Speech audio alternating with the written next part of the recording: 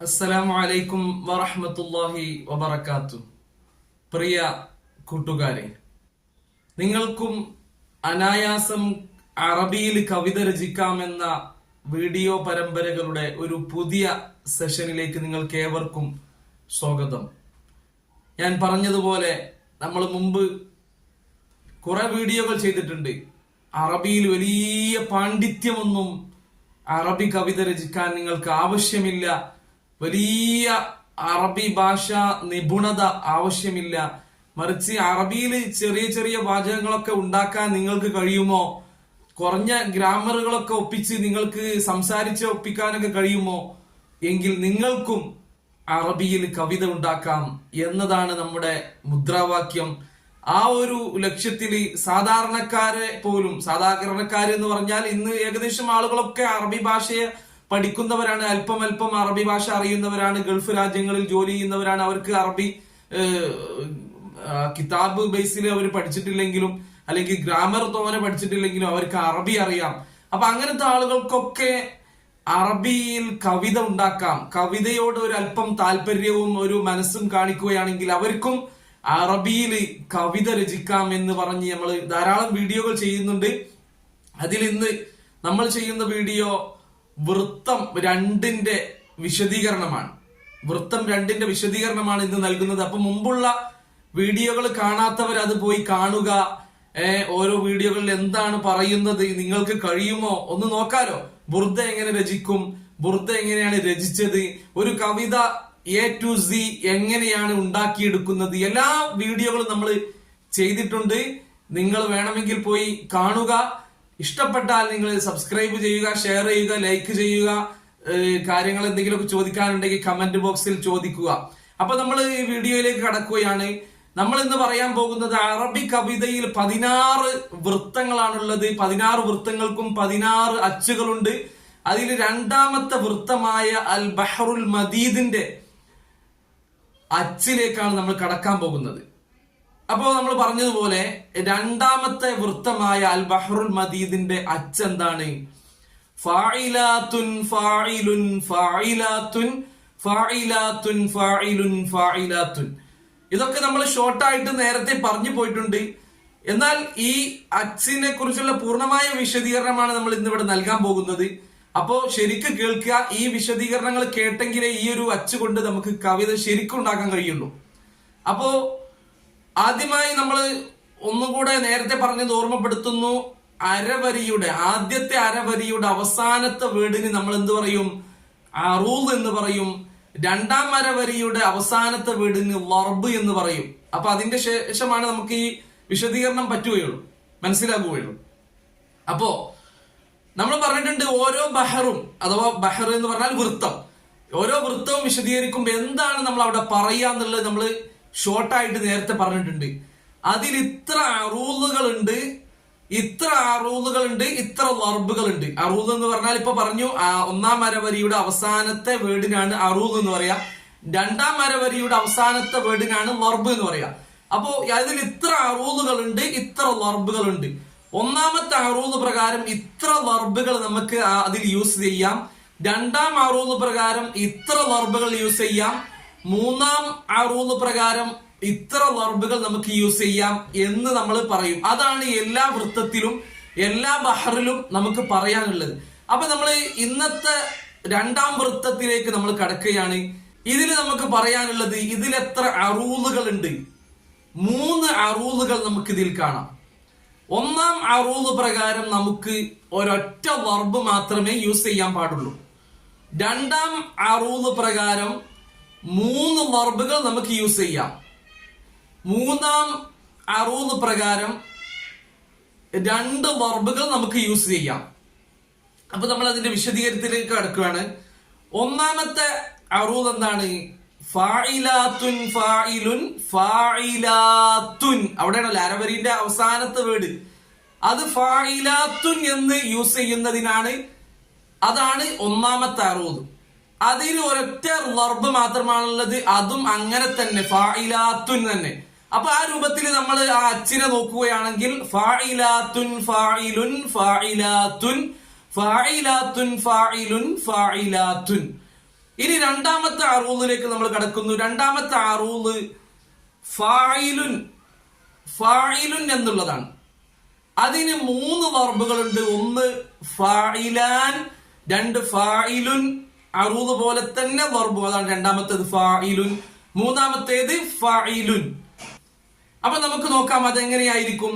ഫായിലാത്തുൻ ഫായിലുൻ ഫായിലുൻ, അതാണല്ലോ അറൂദ്.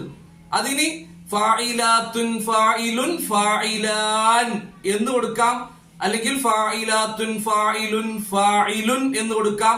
ഫായിലാത്തുൻ ഫായിലുൻ ഫായിലുൻ എന്നും രണ്ടാം അരവരിയായിട്ട് 3 രൂപത്തിൽ നമുക്ക് കൊടുക്കാം.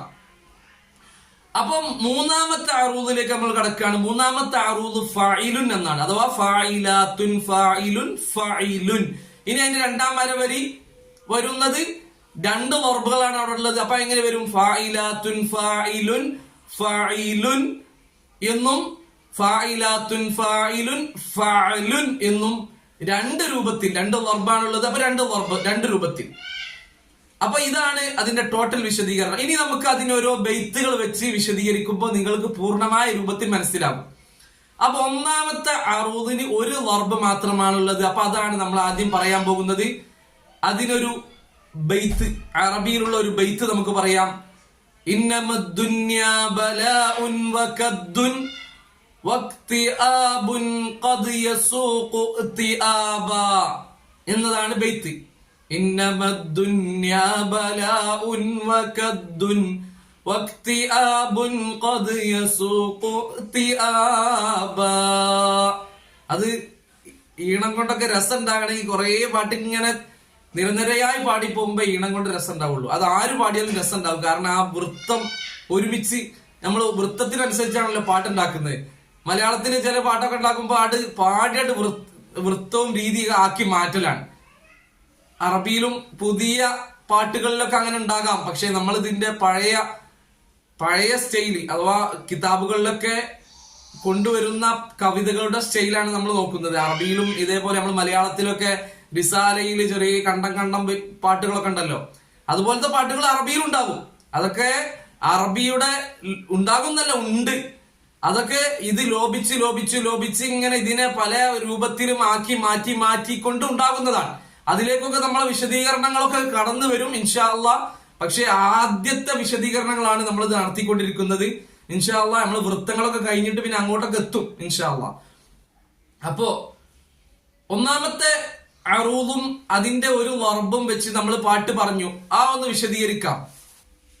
അത് വിശദീകരിക്കുകയാണെങ്കിൽ ഇന്നമദ്ദുൻ ഫായിലാത്തുൻ യാ ബലാ ഫായിലുൻ ഉൻ വകദ്ദുൻ ഫായിലാത്തുൻ. ഒന്നാമത്തെ അറൂദ് ഫായിലാത്തുൻ എന്ന് തന്നെയാണ്. ഇനി വക്തിആബുൻ ഫായിലാത്തുൻ ഖദ് യസൂ ഫായിലുൻ ഖുതിആബാ ഫായിലാത്തുൻ. ഒന്നാമത്തെ അറൂദിന്റെ ഒന്നാമത്തെ ആകെയുള്ള 1 വർബ് അതും ഫായിലാത്തുൻ തന്നെയാണ്. അപ്പൊ ഖുതിആബാ ഫായിലാത്തുൻ.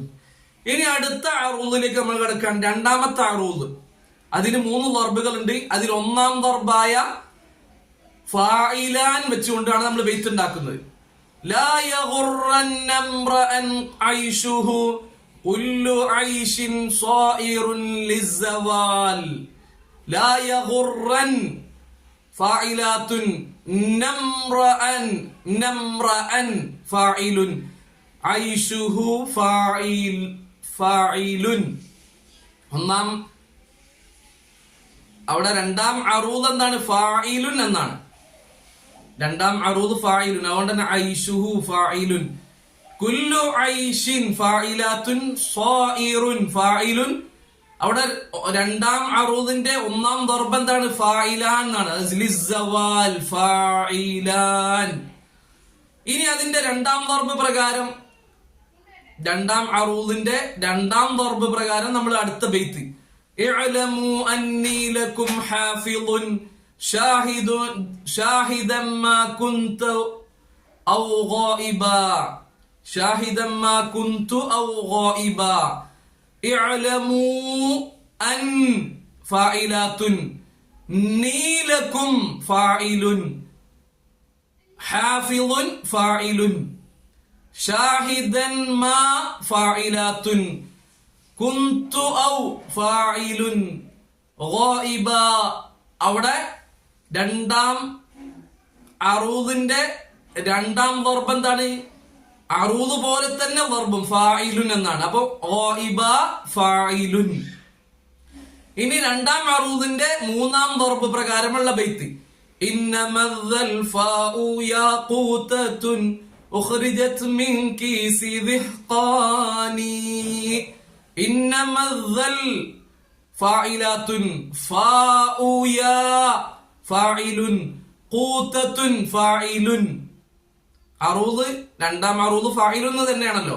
ഉഖ്രിജത് മിൻ ഫായിലാത്തുൻ, കീസി ദിഹ് ഫായിലുൻ,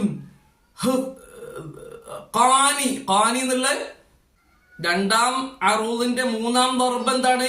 ഫഅലുൻ എന്നാണ് കേട്ടോ. ഫഅലുൻ എന്നല്ല, ഫഅലുൻ, ഫഅലുൻ. അപ്പം ഖാനി എന്നുള്ള ഫഅലുൻ. ഇനി നമ്മൾ മൂന്നാം അറൂദാണ് പറയാൻ പോകുന്നത്. മൂന്നാം അറൂദ് നമ്മൾ പറഞ്ഞിട്ടുണ്ട് എന്താണ്? ഫഇലുൻ എന്നാണ് മൂന്നാം അറൂദ്.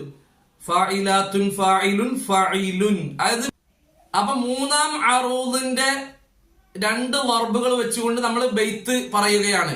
അപ്പൊ ഒന്നാമത്തെ വർബ് എന്താണ്? ഫഇലുൻ എന്നാണ്. മൂന്നാം അറൂദ് എന്താണ്? ഫഇലുൻ എന്നാണ്. ആ അറൂദ് പോലെ തന്നെ വർബും. അപ്പൊ ഫായിലാത്തുൻ ഫായിലുൻ ഫായിലുൻ, ഫായിലാത്തുൻ ഫായിലുൻ ഫായിലുൻ. للفتى عقل يعيش به حيث تهدي ساقه قدم. للفتى عقل فاعلات لن يعي فاعل شبه فاعل حيث تهدي فاعلات ساقه فاعل قدم فاعل.